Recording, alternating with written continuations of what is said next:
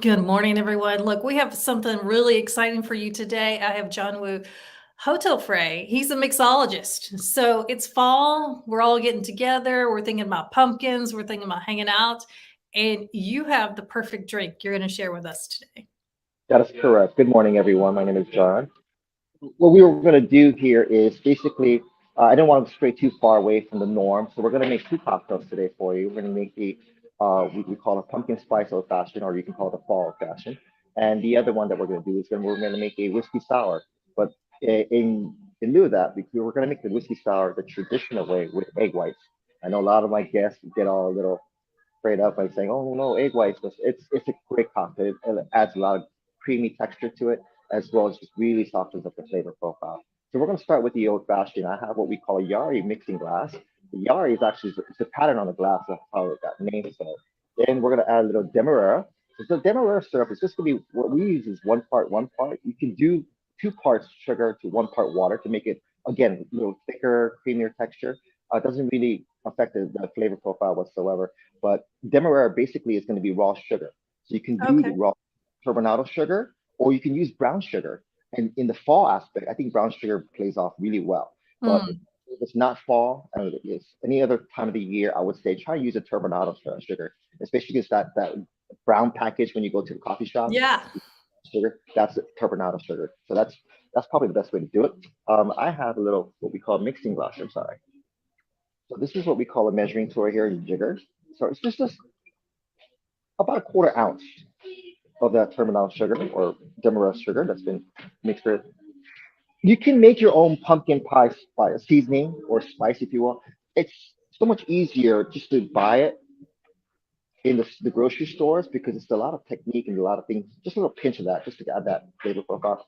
Um, in my opinion, like there's certain cocktails that if you make it from scratch from at home, it just really punches out the flavor. But there's other things like with the pumpkin spice, the pumpkin pie seasoning, that's really hard to duplicate.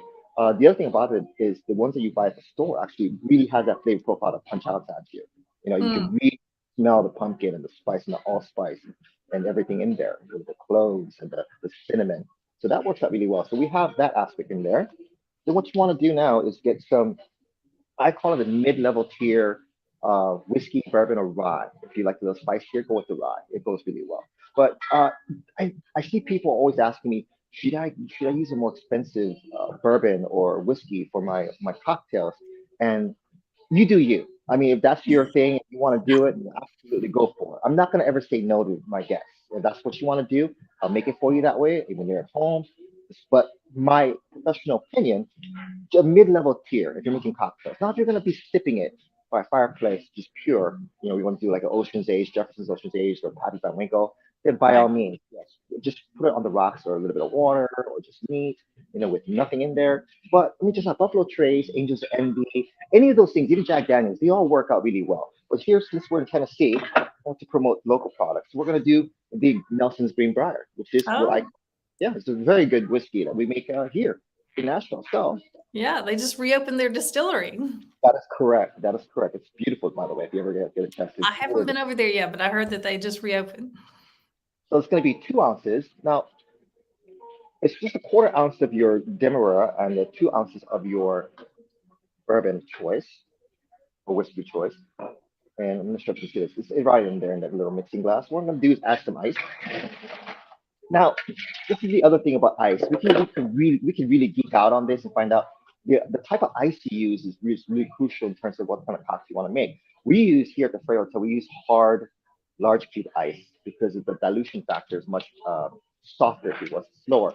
So we're just gonna mix this right there. See that? You don't want to just kind of grind it in there real aggressively because what that does is like almost doing like a soft shake. You just want to guide the ice across. It's a smooth, silky finish. About 20 rotations is fine. And that's really critical if you ever want to make a really good cocktail. If it tastes too strong, that means you didn't dilute it enough. We call that in our industry called stretching the cocktail. There should be about 20 to 33% water content to actually make it more palatable, more tasty. You don't want to overwhelm the flavor profile unless that's what your intentions are. But I get a lot of complaints for like home mixologists or home bartenders that come and visit our establishments. I can't taste the booze. Because, well, of course not, because it's all in there. You saw me making it, but we do it so that it doesn't punch you in the mouth, if you will, you know? So it's just Mm. like the most nice and sexy. So we're gonna get a, we call it in the industry a double rocks glass. This is an X1, so you see the large ice cube format right there. Oh, yeah. You can, yeah, you can use if you have ice molds from like the kitchen stores, supply stores. You can do the round balls. You can do the big square cubes. Again, you do you. This is your time to make your cocktail. But we use these, and it's a slow dilution, and it's actually beautiful. So with that, sorry, I'm off. So tell me, do you ever do the smoky ones? I know that's like a trend right now. Everybody's doing the smoky drinks. Are you doing that? We do. We have a smoker here, so we have a smoking gun. We have a smoking tray. There's or you ever see the ones where they kind of put it down Yeah, the yeah, lid? like the little glass dome. All kinds of ways of doing that. Yes, we do that. One of the biggest problems that we've seen with those smoking guns or smoking old fashions, if you will, is the fact that when one person sees one, now you have a group of 20 that all come at you wanting. It's a time consuming aspect of making a cocktail. And so it's no fun for bartenders when they see this going on. But even if it's just a one-on-one intimate setting, I'd love doing that just because of the fact that it's like a show. Yeah. We feel like every cocktail being made, it should hit all the five senses. It should look good, smell good, taste good, feel good, and sound good. Believe it or not, with those stirring aspect, the shaking. So I have an orange right here. I have a peeler. You can use a knife if you want, but in our industry, this is much easier. You're gonna get a nice, clean, we call a swab right there. Now, if you go to a lot of places, they might have dehydrated fruits and whatnot. Um, I'm not a very big component or proponent of dehydrated foods. What I like to do is this is called shearing pattern, like fabric scissors. I'm not sure if you can see this. Oh, yeah. Okay. So all I'm doing now is just trimming the edges. I can do that right here so you can see it. Just trimming the edges, and what that does, look how fast that was. But it makes it look so much more fancier. So that Yes. on there, right there, and we just want to, so the outside of the skin is where the oil, the essential oils are. So you're just gonna squeeze right above the cocktail. I'm just gonna rim it so you can smell it as well as see it. So when you squeeze it, it kind of gives a little bit of that oil in the drink, right? That is correct. And that's the aromatic effect of the cocktail itself. You have a little star anise as well as a cinnamon stick that we just kind of pop on top. I hope you can see that. I'm going to just rotate that so you can see it. Yes. How easy was that? I'm not trying to make anything, I'm not trying to invent the wheel. I'm not trying to make it really complicated. I want to do it so that it's very approachable as well as that anyone at home seeing this on your site can see, oh, well, I can do that. It's not that hard. And it really is. You can really You make it look so easy. well, it really is that easy. It's not that complicated. It was never meant to be that complicated. There are cocktails like you're smoking old fashioned. It's a little bit more tricky, but let me see. Smells good, looks good. Oh, and so again, that allspice or what we call the pumpkin season spice, just a hint of it. You don't want to overpower it. It's like anything else in life. Everything in subtle amounts is just Just a wonderful. little. Yes. Absolutely. So cheers to Looks you. That's amazing. All right. What Now, else? it's a little bit more fun. We're gonna do the whiskey sour, and I know there's some bartenders out there that's been watching your program going, "Wait, who's doing that wrong?" Just stick with me, and I'll tell you the whole reasoning behind what we do and why we do it. Because if they ever want to challenge me, they can contact me directly, and don't do that. You're like, no, not really. So these are what we call our mixing tins, if you will. So we have the smaller one and the larger one here. This is a 16 ounce, it's a 32 ounce. You can big cap right there. So traditionally speaking, a lot of bartenders are taught when you use an egg white cocktail or when you do an egg white cocktail to make sure that you dry shake it, meaning that there's no ice in here. All the ingredients are in here. Then you shake it, then you open it up, put in the ice, and then you double shake it after that. However, after 33 years of doing this, we in the industry found out that there's a better way of doing it to make it frothier, if that makes sense. So that's what I'm going to do today for you, just so that you can see the whole difference and effects of what this thing will look like. Now, oh, excuse me. This is a coupe glass, and here at the Fray, they chill it. Um, I personally would not chill these glasses because what cold and heat does to alcohol, it masks the flaws. This is why, as Americans, we drink ice cold beer because you're trying to mask all the flaws, make it nice and cold and refreshing. However, try and drink a Bud Light, Coors Light, Miller Lite, or Michelob Ultra room temperature, and tell me how refreshing that is. All the little flaws and nuances, right? So anyway, so this is a coupe glass. which, by the way, is I'm not sure this is appropriate to say, but Mary Antoinette or Queen Elizabeth, one of the two big figures, how it got its shape is it's supposed to fit their boot. It was their boot size. So it's a fun fact. I know it's inappropriate. Sorry, kids. So we're gonna put the glass right there for you, and then here is a real egg. I'm showing you that You're gonna real egg. crack the egg in front of us. Correct. So I'm gonna crack it, and basically, I get a lot of people saying that, oh, what about the salmonella aspect and whatnot? So you're just gonna go back and forth just to get the egg whites in there. We can do like a flip cocktail or a Rainbow Spizz next time with the whole egg in there with the egg yolk as well. But you don't need that much of the egg whites, just a little bit. It's just the egg white that you're using. And they're always worried about the salmonella aspect. And so this is the egg is a pure food. There's nothing more pure than this food here. It's got protein. It's just a perfect food. The salmonella aspect of it's going to be on the outside of the shell, after the chicken lays the egg. And everything inside is totally sterile, totally pure. So please don't be afraid. If you're still a little skeptic about that, then go ahead and wash your egg in the outside. That's fine. But everything inside that egg is sterile and pure. So now that the egg white is in there, I'm going to put some fresh lemon juice. It's going to be just 1 ounce of fresh lemon juice. And again, I have a team actually squeezing all the lemons here. So it's fresh. Oh, it is fresh. We don't. I don't like using concentrated lemon juice or not, but there's so much stores at the Whole Foods and whatnot that they actually sell fresh lime juice, fresh lemon juice, and it's the best way to do it. However, if you want to actually squeeze your own, there's a little hand squeezer they have at home. Absolutely, that's how I do it at home. But a little hint: don't do cold fruit. Make sure it sits out room temperature for a while, and then cut it in half, and then squeeze the fruit juice out of it. It'll yield 33% more juice. Really? Oh, that's good to know. I did not know that. A lot of young bartenders will, when we teach them, they'll start juicing their own juice. And what happens is that it's cold. And they're like, wait a minute, how come I'm getting less yield than when you do it? And I said, well, did you make sure it was room temperature? They're like, oh no. So we have two fruits out there in our kitchen. We have one that's sitting there in cases in room temperature wise. And then we have the ones that's in the refrigerator for garnishes and for everything that the chef needs it for. So yeah, so we have all kinds of things going on here. Now, we talked about the raw sugar. This is just pure cane sugar, which is the white sugar, if you will. So white sugar, equal parts warm water to your volume with the white sugar to get. So it's a 1-on-1. It's simple syrup.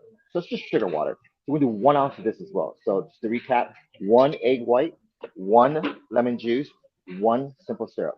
Super simple, right? So now because you do that 1-on-1 aspect, this is where it gets a little more technical. 1 + 1 = 2. So now we're going to use 2 ounces of our Tennessee whiskey, Nelson's Greenbrier. And no, they don't give me any money, but I do like their product. She gets some sponsorship going, right? So we'll put that on the side right there for you. So all the ingredients are in here now. So it's ready to go. Let's put a little proponent to it. I want to just kind of make it really more festive, to show you how easy it is. I'm going to add 3 or 4, let's go 4 blackberries in there. I guess I should have done that first, but I was just so caught up in just talking. I'm just going to muddle that in there. Just kind of a little. If it's an overripe fruit, ours is not that overripe. If it's an overripe fruit of any source, then it's going to be a little sweeter. So just keep that into account. So now this is where it gets a little untraditional. You're going to shake it? I'm going to put the ice in here first. Oh, you're going to put the ice in there. So the ice goes in there because remember, traditionally speaking, we as bartenders were taught to not shake it with ice first. So now it's capped on good. The smaller cap goes toward you, the back, because if this ever falls apart, you don't want the guests getting spilled. You're at home, right? If I'm talking to the guests at home, I don't want anything going on them. So watch now. So I'm just going to shake it.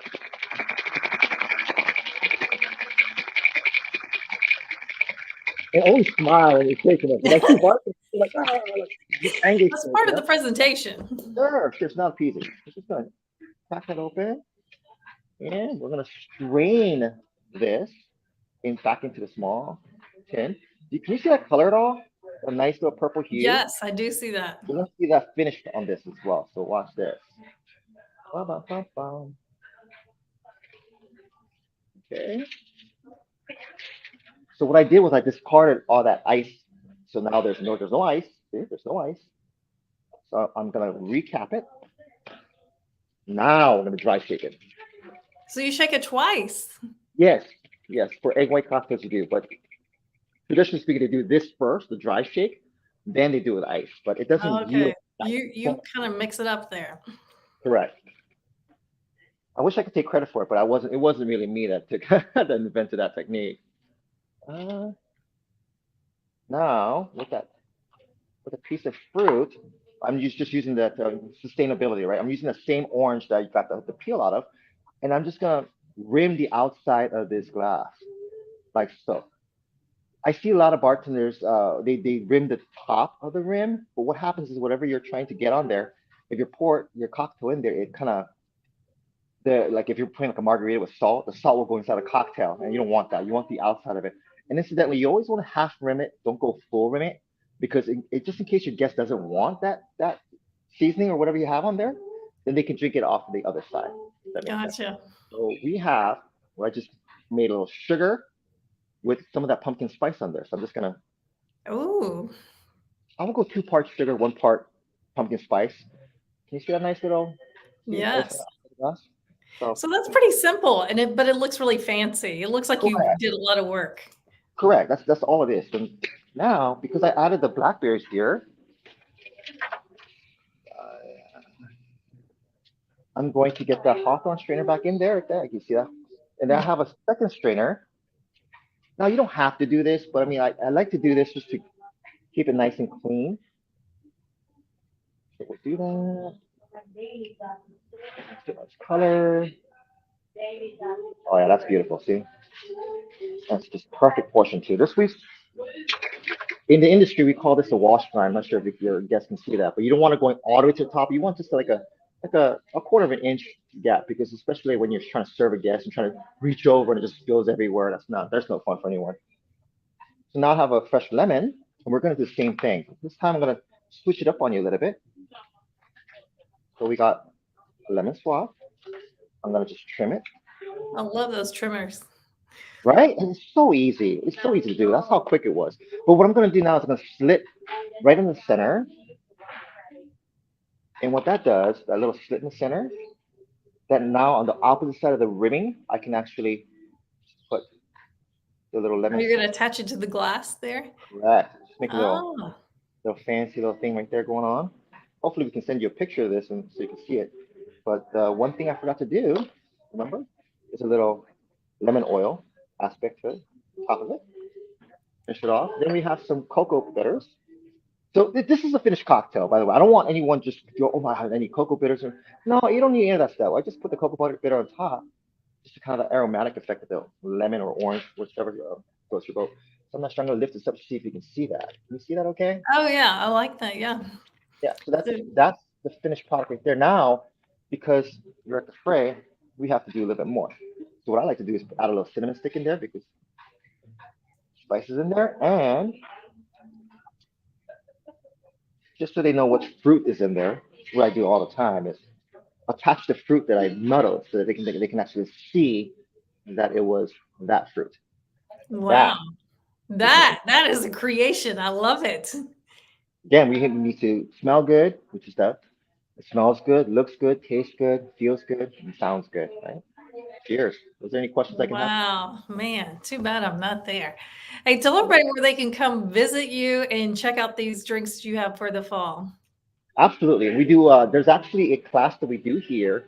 Um, I don't exactly know what days they are, but they can see it online. It's just like a mixology class where we teach you the little basics, and if they're a little more advanced, I can go actually really geek out on them and show them how to make cocktails at home and where the history of the cocktail is from, like the old fashioned is invented in 1886, and how it got named and whatnot. So we can talk about all kinds of stuff. It's just, again, I like to talk. It's no problem.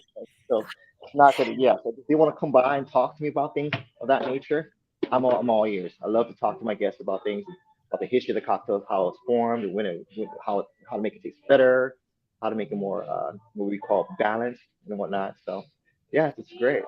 We will add the link in here if people want to come by and learn how to make their own. You can like be fancy at home, have your friends over. They'll think like you just did this all on your own. Absolutely. Well, Donna, it was a pleasure. Thank you so much for having me Hey, on. Hey, thanks for showing us that. And if you don't want to go to the class, you just want to come and have a drink, I'm sure you'll be happy to make us a drink too. Absolutely. Absolutely.